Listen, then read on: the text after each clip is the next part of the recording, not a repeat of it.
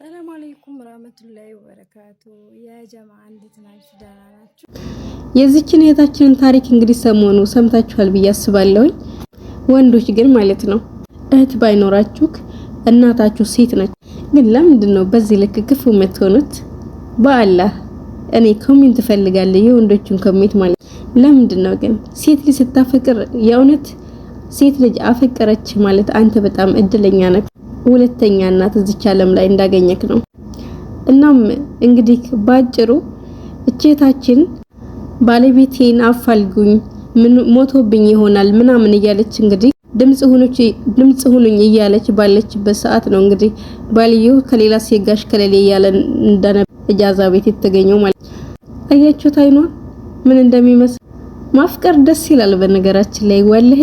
ግን የእውነት አዘንኩልክ፣ ወላሂ አዘንኩልህ ልጁ ማለት አንድ ቀን የእንባዋን ዋጋ ታገኘዋለክ። በነገራችን ላይ እዚህ ምድር ላይ ስንኖር ደግም ሰራን መጥፎም ለራሳችን ነው። መጥፎም ከሰራን ከዛ በላይ ነው ዋጋችንን የምናገኘው ማለት ነው።